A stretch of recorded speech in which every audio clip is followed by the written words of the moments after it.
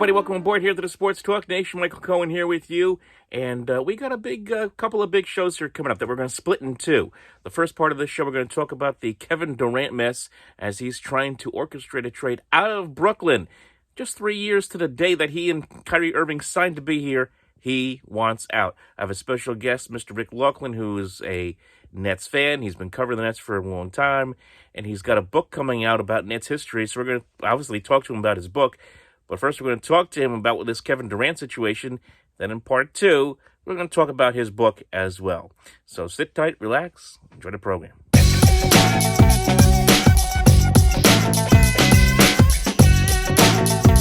Joining us is Rick Laughland, who is the author of this book that is coming out, and it is called History of the Nets. History of the Nets from Teaneck to Brooklyn. Rick, how you doing? I'm good. And maybe the sequel will be from Teaneck to Brooklyn back to Teaneck or to Timbuktu, because at this news with Kevin Durant demanding a trade, I mean, look, this is dire straits. The Nets had the actual fortitude to go ahead and say, we're going to raise ticket prices by 100%. That was assuming Kevin Durant was going to be on the roster, assuming Kyrie, which is a big assumption, was actually going to be playing this upcoming year. Mm-hmm. So, and you have an owner in Joe Tsai that basically that the team was hemorrhaging money in Brooklyn.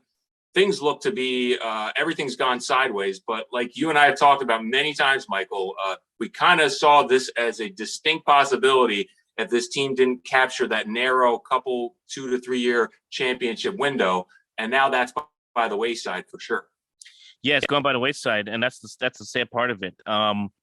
Because this was a team. I mean, it's been 3 years now, 3 years to the day when both Kyrie and Kevin Durant signed with the Brooklyn Nets. And I think you and I both did a podcast much like this at that time, talking about how stunning it was. Neither one of them would go to the Western Conference. That KD would leave. A good thing in Golden State. And here they come into Brooklyn. Does this mean that they take over as the presumptive favorites in the East? And everyone kind of assumed that for 3 years. And, whether it be injuries to Durant, with the Achilles coming back off that, whether it be COVID-19 and all the craziness that, Kyrie Irving put not just himself, but the Nets through. And then, of course, with Eric Adams eventually taking the deciding once he realized that Major League Baseball was going to be affected by this as well, deciding to change the mandates for vaccine players, allowing them to play. You get Kyrie Irving back on a court, a little too late at the end of the season. And then, of course, now you have, of course, James Harden, that mess, Ben Simmons never getting a chance to play. I mean, we could go on and on and on. It's just been one thing after another. And these guys together, Durant and Irving only played 44 games together in 3 years. That just sums it up. And it's the ultimate irony on the third anniversary of when the Nets did the clean sweep, that being Kyrie Irving, Kevin Durant, and it all started right with Kevin Durant and Kyrie Irving say, well, you got to sign DeAndre Jordan, our buddy, for $40 million a year. Well, how did that work out? That caused a lot of problems with rotation-wise. You had Jared Allen losing minutes. You, of course, had that first year. The Nets paid Kevin Durant basically top money to recuperate from his Achilles injury. So don't forget that Sean Marks and that front office said, we're going to take a chance. There was no surefire that Kevin Durant was going to be near the same player post-injury as he was pre-injury. Of course, as we saw it and unfolded in 2020, 2021, he was at peak prime Kevin Durant, but the Nets took a gamble on that. They also said, we're going to take KD along with Kyrie. It's a package deal. They knew that going in. They know these guys are inseparable players. So at the end of the day, the way things played out there, you mentioned it, it was the vaccine mandate from Eric Adams, and ultimately the Nets, I thought, took a hardline stance against Kyrie, which I thought was going to be the right decision, that was going to put the team above any individual's preferences or what have you, whether it's vaccine related or social issues that were going on or other personal reasons he missed games. I thought they took a nice stance there. They were actually first in the East this past season with Kevin Durant and rookies playing. Cam Thomas, you had Kessler Edwards, Day'Ron Sharpe, and David Duke Jr., undrafted rookie. They were looking like a promising team. Did they look like a team that was probably going to compete for a championship with Harden, not looking himself, with Kyrie, of course, ineligible? No, but in almost a panic move, they decided to reverse course, bring him back on a part-time basis. And you could go look, and believe me, I went through the 55-plus-year history of this team. You can look at the impact that Kyrie Irving had, and it was from a locker room standpoint, something just totally imploded. If you want to say maybe James Harden was ahead of the curve, maybe he was the smartest guy in that locker room and saw all these issues coming and say, you know what, I didn't sign the extension in July. I wanted to test the free agency market anyway. Get me out of here. Let me get to Philly with Daryl Morey, and then I can. And now look what he's doing. He's going to take less money to accommodate the cap situation, so they'll be able to add some pieces.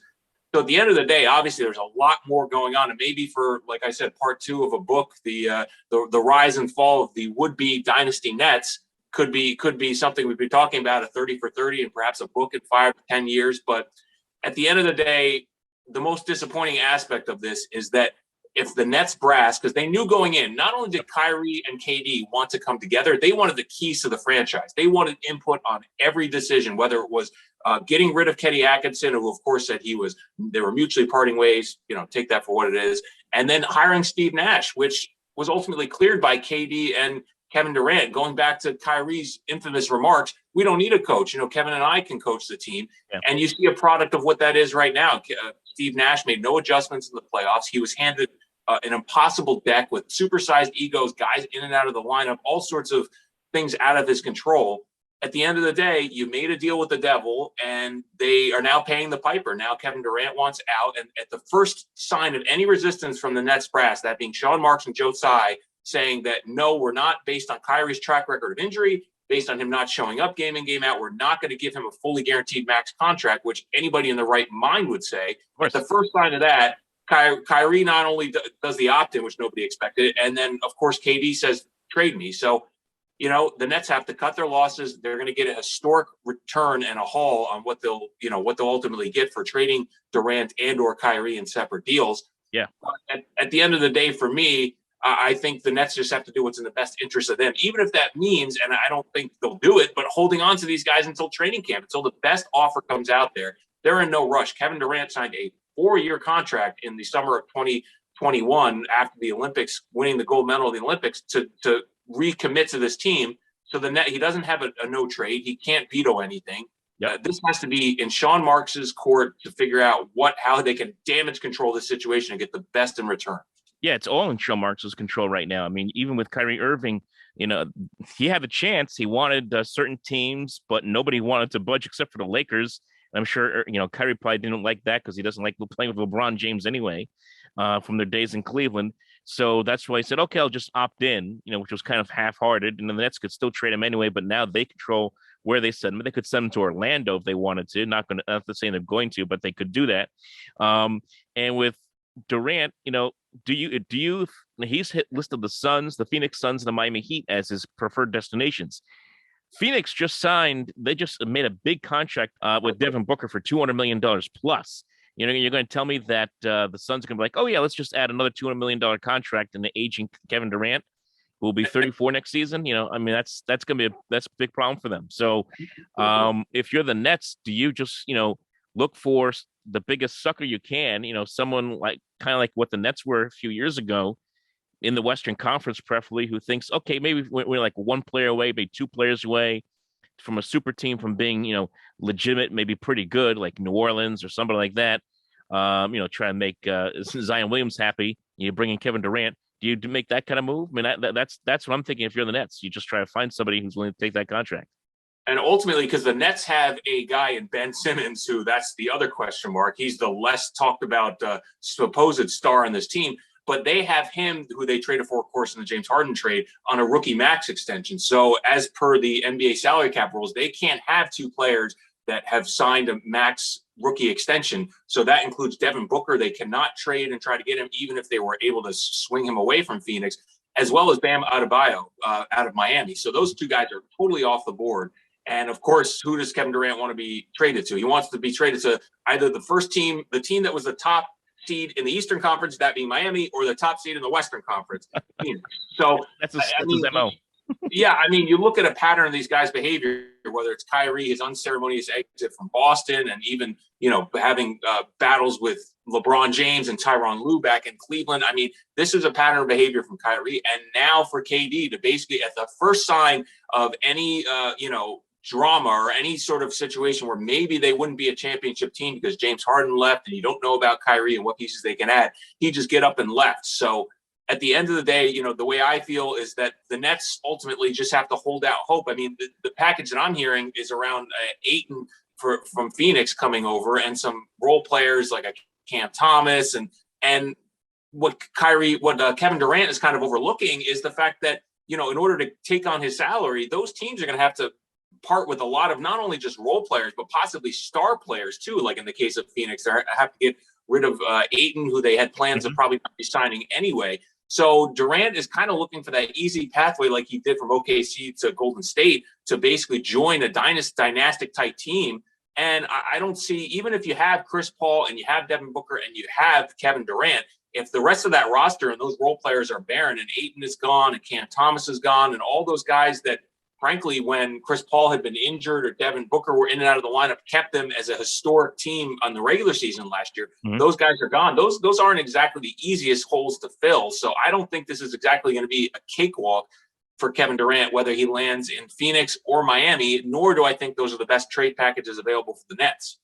Yeah, and if I'm the Nets, and you also want draft picks, you had no draft picks this past year this last month, because of all the deals they did make, one trying to get Harden and then trying to get him out of town. So they ended up with no draft picks. They have really no draft capital. So you're trying to recoup that from that standpoint. I mean, they need to build for a future, because right now, just assuming that both Kevin Durant and Kyrie Irving are both out of town here, let's say come September when the season begins, your number one player is right now Ben Simmons, who hasn't played in almost 2 years. I mean, that's what you're looking at. That's the face of your franchise if you're the Nets. So you're in full rebuild mode all of a sudden. So if I understand you correctly, you don't think it was the right move for the Nets ownership to raise ticket prices by 100%. Is that what you're saying, Michael? Of course not. Because nobody wants to see the ghost of Ben Simmons playing at Barclays Center, right? Of course not. I mean, I know hindsight's 2020, but I'm never in favor of like ratcheting up ticket prices, especially when you're in an economy that's looking at a potential recession again. We're looking at all these economic problems, gas problems, everything else, and you're raising ticket prices on people. Come on, give me a break. So there's that. But now you have this on top of it. I mean, yeah, probably not the wisest move by the Brooklyn Nets. I will say this. Before I get to your point, I will say this: the one team that's kind of enjoying this right now is the Knicks, because a couple weeks ago the Knicks were the biggest joke of the town, because they traded all their draft capital and they traded a whole bunch of players that they could have used to rebuild their team, and everyone's like, "What are they doing?" And now all of a sudden they get Jalen Burks, the guy they wanted all along, for $104 million. So there's that too. Yeah, but that's a pretty high price tag, I think, for a guy like Jalen Brunson. That he elevated his game in the playoffs. There's no question about that. He was going to get whatever the market value was for him. He was going to get it. To the Knicks overpay, absolutely. But at the end of the day, they hired his father, of course, former NBA player Rick Brunson, to be his assistant coach in New York. So I think that's going to create some buzz for the Knicks. Whether that's going to translate to wins and getting them back in the playoffs, that remains to be seen. So I mean, like I said, I think everyone's looking at the Nets situation like all of a sudden they're going to be a lottery team. You mentioned it. They don't hold their own draft picks for the next 3 to 4 drafts. They need to stockpile those draft picks, and they're likely going to get draft picks back from teams like Miami and Phoenix that are not going to be lottery-bound teams anyway. So they're stuck in this almost like in-between situation where do they compete for now and try to build some young assets and try to build through the draft as well as develop their own players like a Nicholas Claxton and otherwise. So, for me, the way I feel is that this Nets team, they basically have to work 2 tracks. They have to develop from within and also try to play nice with Kevin Durant, but not necessarily give him everything he wants as far as where he wants to go, because the package and the players they get in return have to be something significant, not even significant, because historic. Because I will say this, let me say this, because writing through 55 years of history of this team, and I have the battle scars to show through it. Believe me, I had to live through about 30 plus years of it, and then through secondhand accounts, revisited it and watched it and relived it. It's been painful. When Kyrie and Kevin Durant landed with the Brooklyn Nets, that was a historic moment for this franchise. They had never, you go back to Dr. J, you go back to Jason Kidd, any of the marquee players, they were all acquired via trade. There was never a player that was a marquee free agent, a top 5 player, or arguably a top player at their position, Kyrie Irving, top 3 player at his position, that wanted to come to the Nets. So when that happened, Sean Marks and everybody, understandably so, did everything in their power to appease the 2 superstars and basically give them the keys to the franchise. And now that we've been spinning our tires the last couple of years, and Kyrie Irving has been the, let's just call him the absentee bus driver, and with Kevin Durant alongside him, of course they're going to try to rein things back in. But the one thing I will fault Sean Marks for, they should have taken a hardline stance earlier. I'm curious to see now how Steve Nash will work with a guy like Ben Simmons who, look, if he had serious mental health issues, definitely, I hope he got the help he needed and he's back on the right track, if that was indeed what the case was. But ultimately, have a question mark in Ben Simmons and a bunch of young players. So I'm curious to see how Steve Nash will be able to get through to those guys, because Kyrie, and even I'll put Kevin Durant in the same boat, weren't the most coachable guys in the world. No, they were not, and that's what happens. We have a lot of these big super teams as they just take over, and they, like you mentioned before, you make this. They're the ones making decisions on who they want the head coach to be. They want somebody they can push around, someone who's a former player who knows what it's like to be a superstar. Of course, Steve Nash was a superstar for a long time with the Suns, which kind of ironic. We're circling back around the Suns here for a second.